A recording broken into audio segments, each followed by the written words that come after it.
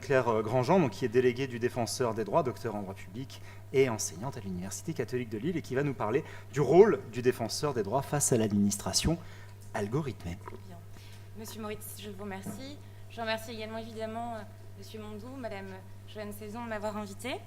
Et je suis ravie de présenter devant vous cette question essentielle à mon sens, en étant évidemment déléguée du Défenseur des droits. Je prêche quelque part pour ma paroisse, de la place, du rôle qu'occupe aujourd'hui le Défenseur des droits, donc Jacques Toubon, face à l'administration algorithmée.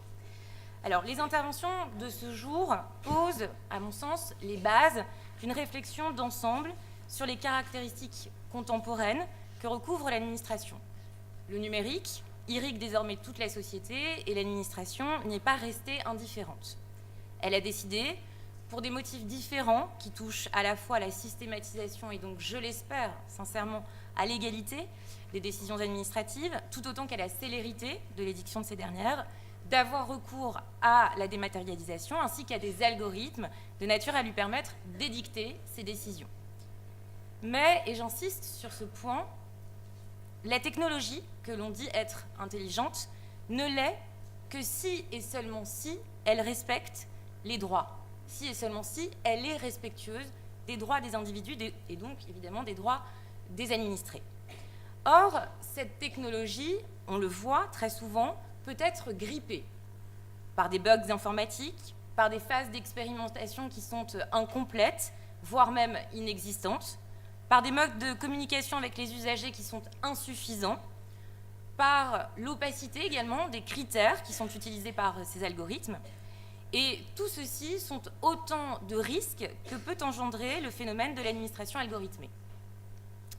Dès lors, face à de tels risques, le Défenseur des droits, autorité administrative indépendante issue de la loi constitutionnelle du 23 juillet 2008, apparaît, à mon sens, comme un acteur clé de la relation usager-administration algorithmée.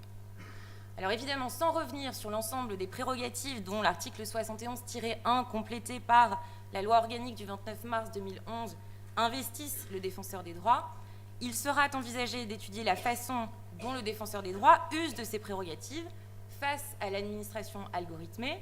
Alors, j'ai beaucoup d'étudiants qui sont dans cette salle, beaucoup de mes anciens étudiants qui sont dans cette salle, auxquels évidemment j'ai appris à faire un plan en 2 parties, 2 sous-parties.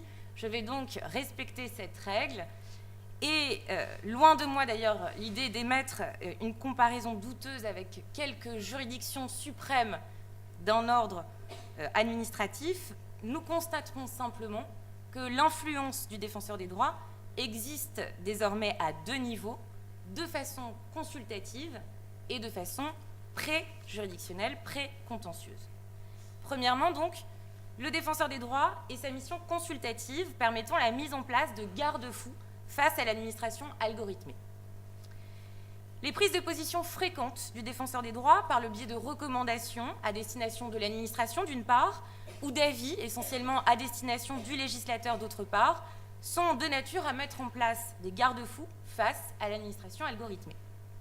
Premier point donc, la prise de position de nature à gommer les variables de l'administration algorithmée.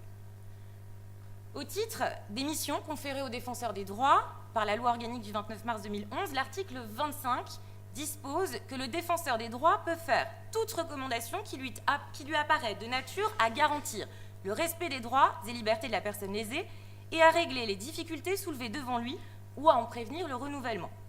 Alors évidemment, si la force normative de la recommandation est discutable, l'influence de cette prérogative m'apparaît indéniable. Aujourd'hui, le Défenseur des droits n'hésite plus à user de cette prérogative.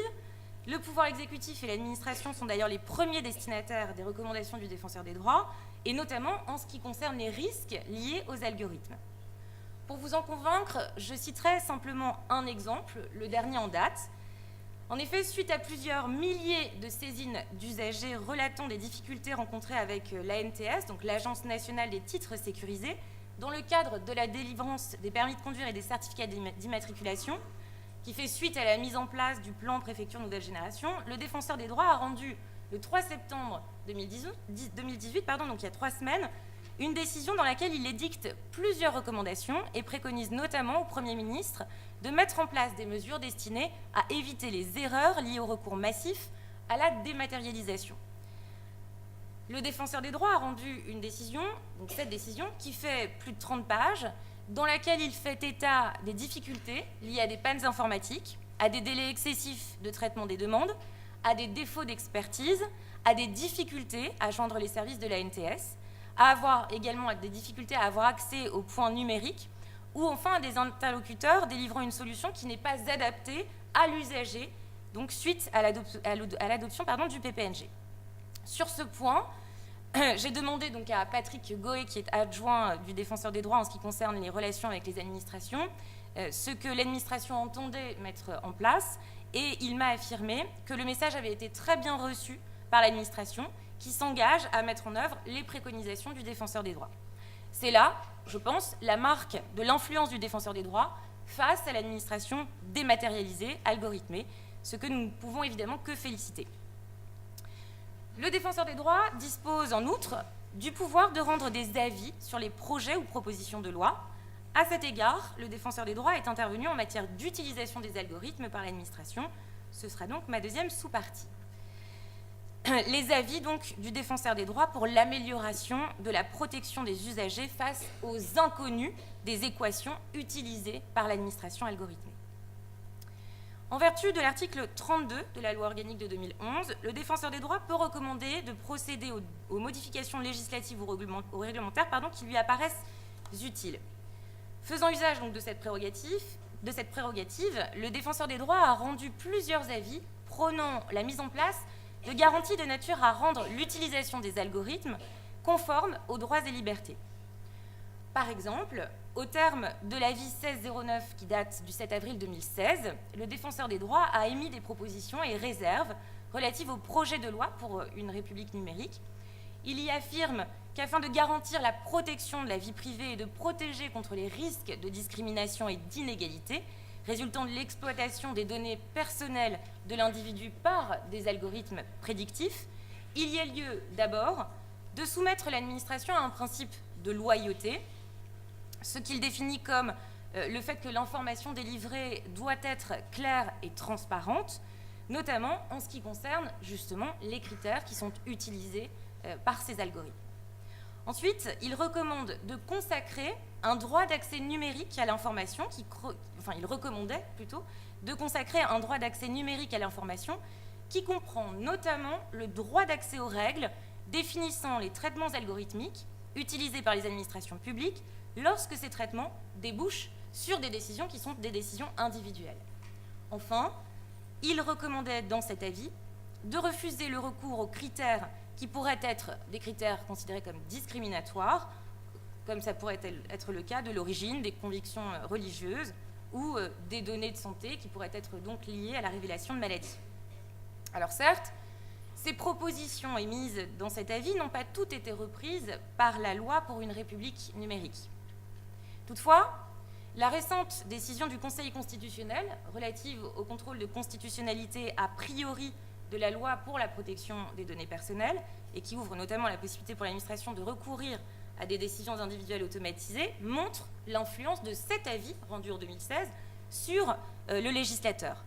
En effet, dans sa décision rendue donc le 12 juin 2018, le Conseil constitutionnel relève que le législateur a garanti la sauvegarde des droits et libertés des personnes soumises aux décisions administratives individuelles sur le fondement exclusif des algorithmes, en édictant notamment, et c'est ce qui importe, l'obligation pour l'administration de maîtriser l'algorithme utilisé, en interdisant le recours aux algorithmes auto-apprenants, et également, troisième point, en interdisant d'utiliser exclusivement un algorithme portant sur des données dites sensibles, qui sont liées justement à l'origine raciale, à l'origine ethnique, aux opinions politiques, aux convictions religieuses, ou encore aux données génétiques de l'usager.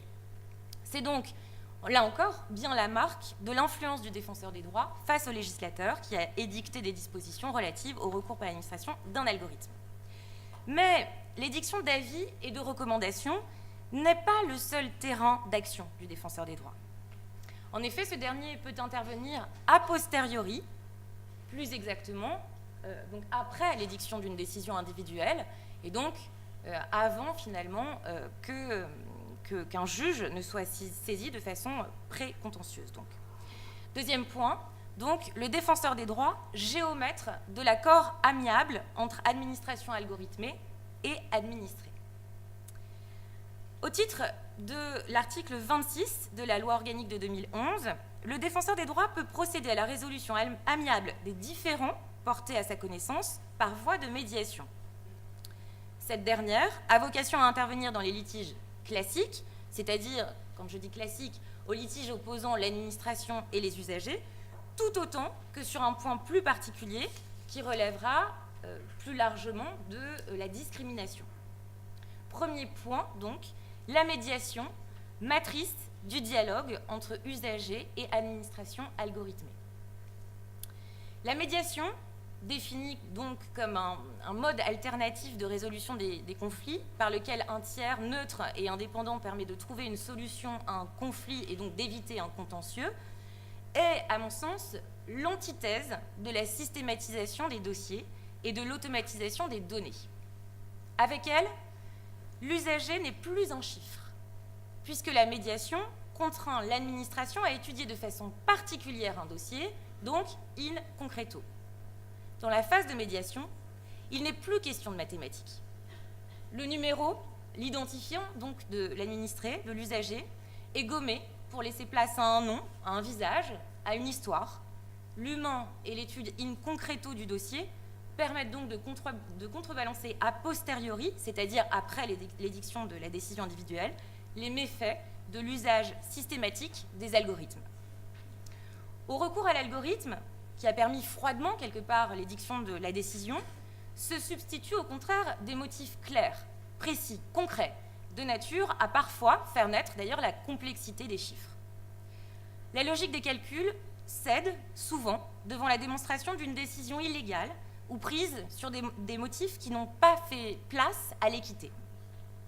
Cette richesse de la médiation, son recours exponentiel, ses avantages et ses enjeux sont tels qu'une expérimentation de la médiation préalable obligatoire est en place, puisque la loi de modernisation pour la justice du XXIe siècle, donc de 2016, a confié aux défenseurs des droits l'expérimentation d'un nouveau processus de règlement amiable par le biais de ce qu'on appelle la MPO, la médiation préalable obligatoire.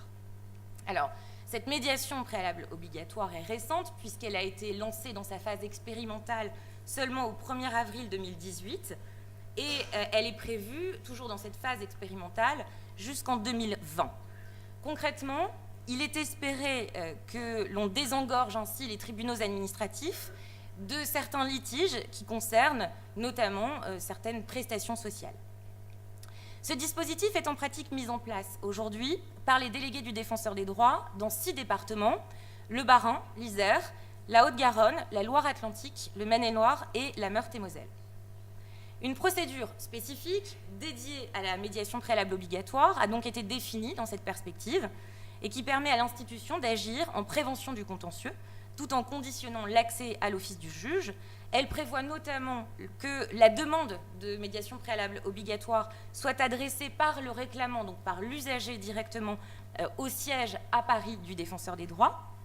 Cette centralisation, en fait, s'explique tout simplement par la nécessité de respecter les délais pour la délivrance de l'accusé de réception, qui est un acte qui suspend les délais de recours contentieux. Ensuite, une fois cet accusé de réception édicté, le dossier sera transmis donc au délégué du Défenseur des droits dans le département concerné, qui va mettre en place véritablement la phase de médiation entre l'administration et l'usager. Et enfin, la fin de la procédure se concrétise par l'envoi au réclamant d'un document daté attestant de la clôture de la médiation. Et c'est à cette date que les délais de recours contentieux courront à nouveau. Cette expérimentation témoigne de la reconnaissance du Défenseur des droits et du rôle de ses délégués, placés au cœur donc de ce dispositif, en offrant à un public fragile, pour lequel l'accès au juge est parfois difficile, un véritable espace de dialogue et certainement une seconde chance par l'intervention d'un tiers neutre, impartial, indépendant, pour améliorer l'accès aux droits qui peuvent être lésés par l'administration algorithmée. Cet accès aux droits est, à mon sens, encore plus important lorsque naît enfin un risque de discrimination, ce qui sera donc ma dernière sous-partie. que j'ai intitulé « La multiplication des interventions du défenseur des droits en matière de discrimination du fait de l'utilisation des algorithmes par l'administration ». En vertu de l'article 27 de la loi organique de 2011, lorsque le défenseur des droits estime, dans les conditions définies à l'article 24, que la réclamation d'une personne s'estimant victime d'une discrimination ou invoquant la protection des droits de l'enfant appelle une intervention de sa part, il l'assiste dans la constitution de son dossier et l'aide à identifier les procédures adaptées. La discrimination, notion juridique définie comme la rupture d'égalité faite au détriment d'une personne en fonction d'un critère reconnu par la loi, bénéficie désormais d'un cadre juridique précis, tant en matière administrative qu'en matière sociale, également en matière pénale, puisque je rappellerai simplement à ce titre que l'article 225-2 du Code pénal punit de 3 ans de prison et de 45 000 € d'amende l'auteur d'un comportement discriminatoire. Alors évidemment, la question que vous pouvez vous poser à ce moment, c'est pourquoi ai-je choisi de traiter la question de la discrimination face à l'administration algorithmée? Et la raison en est très simple. Le défenseur des droits est amené à traiter de litiges en la matière. Et là encore, pour vous en convaincre, je vous citerai le dernier exemple en date. Depuis août 2018, le défenseur des droits a décidé d'ouvrir une instruction sur le fonctionnement de la nouvelle plateforme d'admission dans l'enseignement supérieur, donc Parcoursup, à la suite justement de nombreuses, et quand je dis nombreuses, c'est plus d'une centaine, réclamations d'usagers. Le critère de discrimination retenu en priorité par le défenseur des droits est celui du lieu de résidence, puisqu'il apparaît que de nombreux usagers arguent d'être défavorisés dans le choix des filières lorsqu'ils viennent notamment de quartiers plus défavorisés. Le défenseur des droits a donc demandé à l'administration de respecter le principe de transparence et de connaître les critères auxquels elle a eu recours pour mettre en place précisément l'algorithme utilisé par Parcoursup. Le ministère de l'Enseignement supérieur s'est engagé à rendre rapidement ces éléments publics, preuve là encore, s'il en fallait, de l'influence directe du défenseur des droits en la matière. En conclusion, permettez-moi de terminer mon intervention sur ces propos. L'administration algorithmée est indéniablement un plus, pourvu qu'elle ne se soustrait pas aux garanties essentielles que commande le recours aux algorithmes et surtout qu'elle ne multiplie pas les inégalités existantes. Je vous remercie.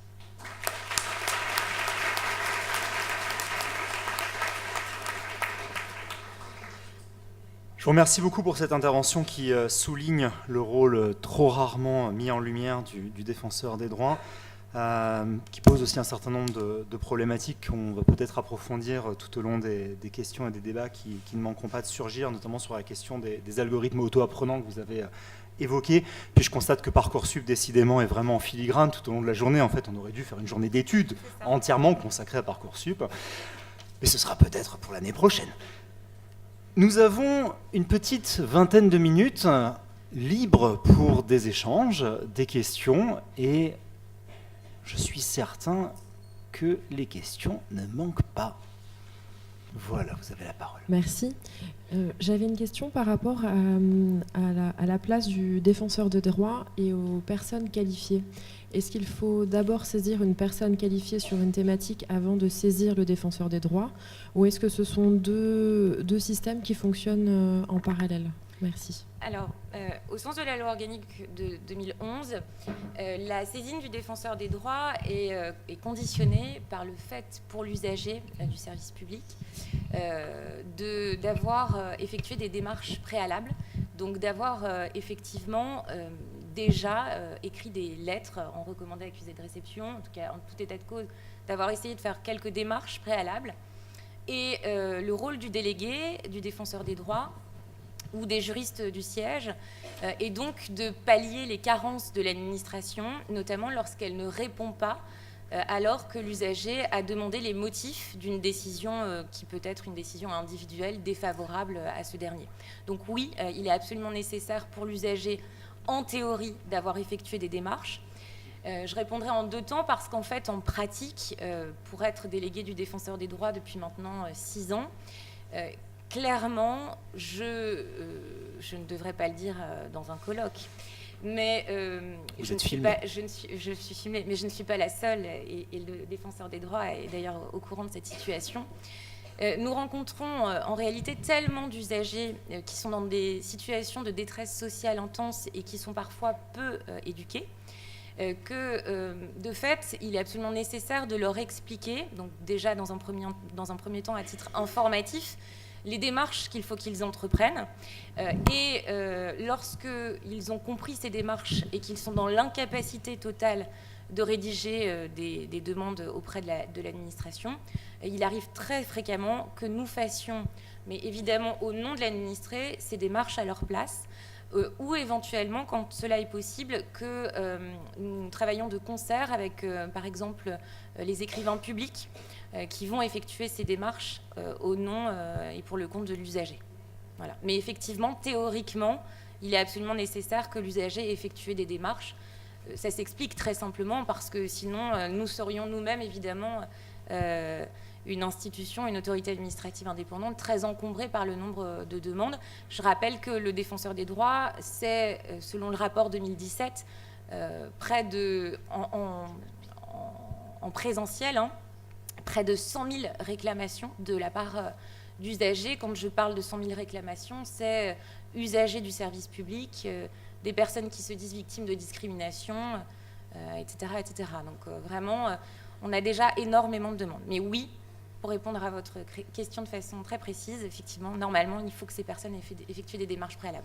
Alors peut-être que pendant que d'autres questions germent, je vais en poser moi aussi une. C'est une question sur laquelle on est souvent interpellé dans le cadre de projets de recherche qu'on a été amené à conduire ces dernières années.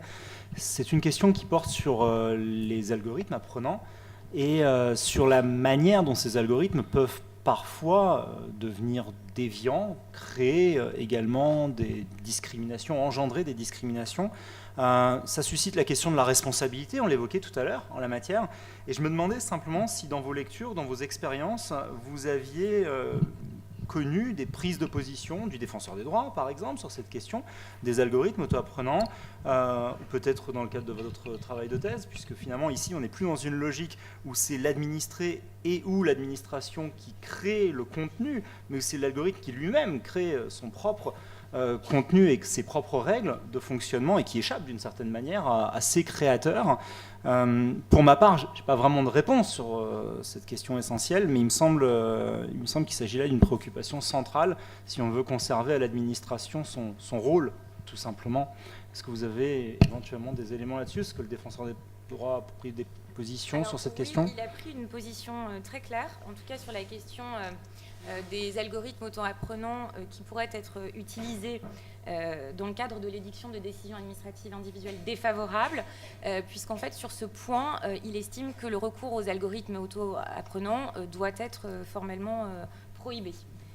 Donc, pour le coup, la position du défenseur des droits à ce sujet est parfaitement claire. Enfin, pour être tout à fait clair et précis et peut-être un tout petit peu moins abstrait, c'est une problématique qu'on rencontre notamment en matière de vidéoprotection intelligente, où effectivement, aujourd'hui, on barde les villes de caméras de vidéoprotection, mais on n'est pas capable de mettre des agents pour surveiller tout ce qui se passe, et donc, fondamentalement, on confie effectivement à des algorithmes, souvent, la mission de filtrer toutes ces images, et ces algorithmes peuvent techniquement être auto-apprenants, ce qui derrière, évidemment, pose un certain nombre de problématiques, notamment s'agissant de missions régaliennes. Et on est tous ici suffisamment au fait, je pense, des problématiques liées à la délégation de ce type de mission. Voilà, donc j'ai une observation. Oui, une précision, toujours sur cette question. J'ai eu la chance d'assister au colloque de l'AFDA, donc l'Association française de droit administratif, à Bordeaux en juin dernier sur le droit administratif face au numérique. Et il y avait un professeur en sciences de l'informatique qui nous a fait une introduction à nous, pauvres juristes, pour nous expliquer ce que c'était qu'un algorithme. Et il nous a expliqué de manière très pédagogique qu'il y avait deux sortes d'algorithmes. Le premier, c'est l'algorithme déductif. C'est celui qui consiste à faire l'opération suivante. Si telle condition est remplie, alors il y aura telle conséquence. Tout simple. Le deuxième type d'algorithme, c'est l'algorithme apprenant. Alors, ou l'algorithme par apprentissage, lui, on lui donne des données à l'algorithme et l'algorithme les analyse selon un raisonnement par corrélation et non par causalité, par opposition au premier type. Donc ça, c'est une pensée complètement, enfin une pensée pour un algorithme, c'est complètement empirique. L'algorithme fait des catégories au fur et à mesure. Voilà, plus il calcule, plus il analyse des cas, plus il forge ces catégories. Le problème, et ça rejoint la question que vous souleviez, c'est que même les informaticiens ne savent pas comment fonctionne la mécanique d'apprentissage. Exactement, et c'est là où on évoquait tout à l'heure la transparence sous un angle éminemment intéressant, évidemment, mais qui demeure quelque peu théorique, si je peux me permettre, vis-à-vis de cette problématique de l'algorithme auto-apprenant, parce qu'effectivement, il échappe, par définition, à ses créateurs. Et donc, en la matière, la transparence ne peut pas être réellement garantie. C'est une vraie difficulté, surtout vis-à-vis de logiques qui peuvent être des logiques discriminatoires. On a vu ça, par exemple, aux États-Unis, avec des systèmes de police prédictive qui, tout à coup, devenaient, par exemple, racistes en visant certaines catégories de la population. Tout ça parce qu'ils ont appris des statistiques, en fait, basiquement. Mais c'est pour autant pas une excuse acceptable, effectivement. Et je pense que c'est la problématique, clairement, des années à venir. Mais peut-être juste pour rebondir sur le côté transparence, etc., je crois aussi qu'il y a peut-être un problème au sein des algorithmes, c'est justement l'absence de distinction claire d'un point de vue, d'un point de vue strictement juridique, entre à quel type d'algorithme on peut recourir, jusqu'où on peut... voilà, c'est ça le problème. Parce que ce qui pose véritablement, fondamentalement le problème, c'est plus les algorithmes auto-apprenants par apprentissage que les algorithmes simples. Et pour rebondir sur la petite présentation des algorithmes lors du colloque de l'AFDA, pour ceux qui n'ont pas eu la chance d'y assister, les vidéos ont été publiées en ligne sur le site de l'Université de Bordeaux, il me semble. Et donc là, pour le coup, c'est vrai que la présentation de l'informaticien était assez claire. Voilà. Des questions dans la salle? Bonsoir. Je pense que la mise en place de l'algorithme a traduit également, je dirais, le retour de l'État. Parce que dans certains domaines, l'État éprouve des difficultés pour appliquer la loi. Si on prend comme exemple la mise en œuvre de la laïcité, on observe que dans ce domaine, les administrations publiques appliquent le principe de l'accommodement raisonnable. D'ailleurs, le Conseil d'État en la matière parle d'appréciation au cas par cas. Or, si l'on prend les algorithmes, la loi sera efficacement appliquée dans la mesure où le robot n'a pas une capacité d'appréciation. Je voudrais savoir comment se positionne le défenseur des droits en termes de médiation lorsqu'il s'agit de concilier nécessité de retour de l'État et nécessité d'accommodement raisonnable, lequel accommodement raisonnable qui crée des usages et des coutumes qui, en fin de compte, fragilisent l'action de l'État. Je vous remercie de cette question. Je vous propose tout simplement de vous expliquer concrètement comment nous fonctionnons dans le cadre d'une médiation, d'une négociation, donc, notamment avec l'administration. Alors concrètement, l'usager se présente à un point d'accès au droit. Alors il y en a plusieurs centaines en France. Ça peut être une mairie, une préfecture, une maison de justice, une maison des associations, un point d'accès au droit classique même. Mais nous intervenons également, il faut le savoir, dans les lieux fermés, donc également dans les maisons d'arrêt. Moi, j'ai été déléguée pendant 5 ans auprès de la maison d'arrêt de Dunkerque. Et concrètement, nous écoutons dans un premier temps l'histoire et donc les raisons pour lesquelles l'usager du service public se plaint auprès de nous, les raisons pour lesquelles il vient nous voir.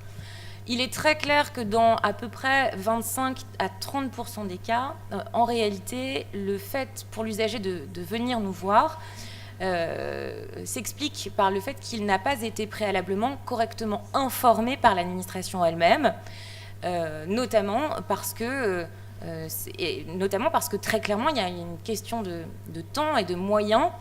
Et le défenseur des droits, qui fait défaut donc, et le défenseur des droits insiste énormément à l'occasion de plusieurs recommandations et plusieurs avis qu'il a déjà rendus sur cette transformation du rôle des délégués qui pose problème parce que nous avons, mes collègues et moi-même, véritablement la sensation à de très nombreuses reprises d'être un préalable ou d'être un palliatif à l'administration elle-même et au rôle de l'administration face aux droits des usagers.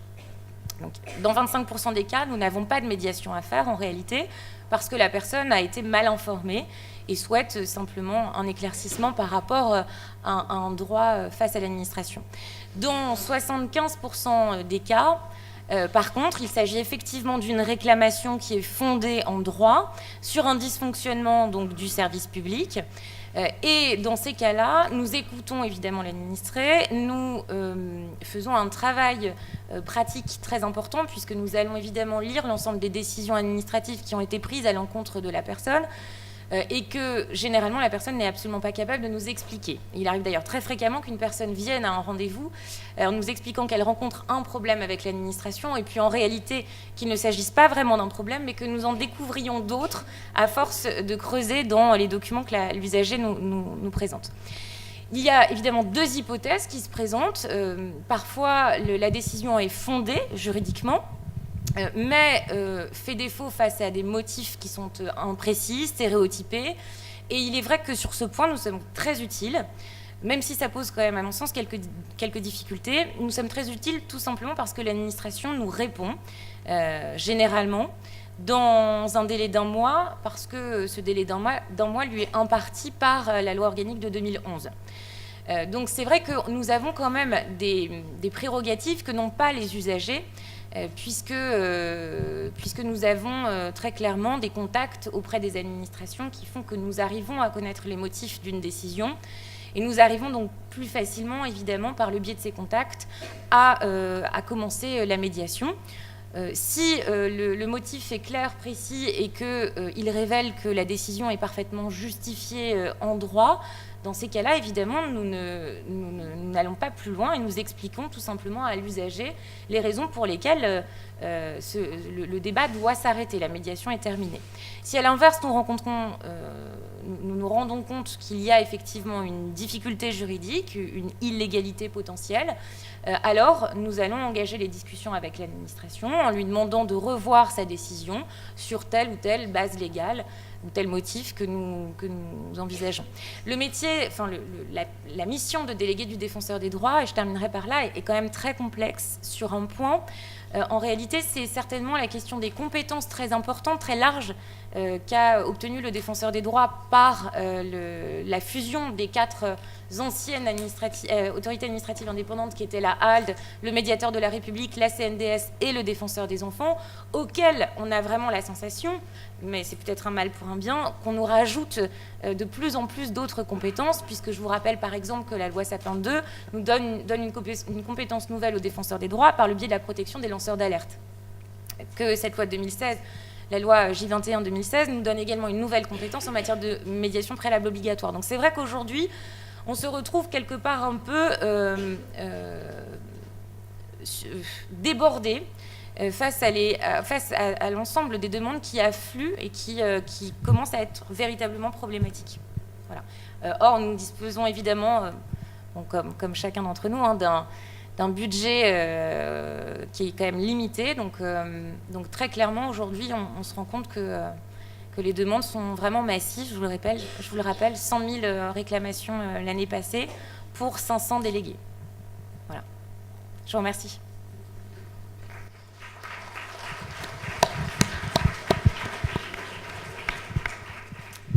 Je crois qu'il y avait une dernière question, ou avant-dernière peut-être, devant à droite, ici, juste là, monsieur.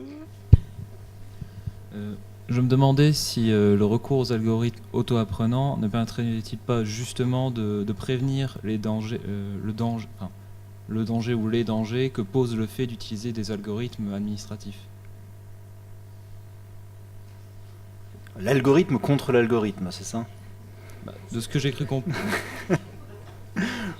Ou au secours de l'algorithme.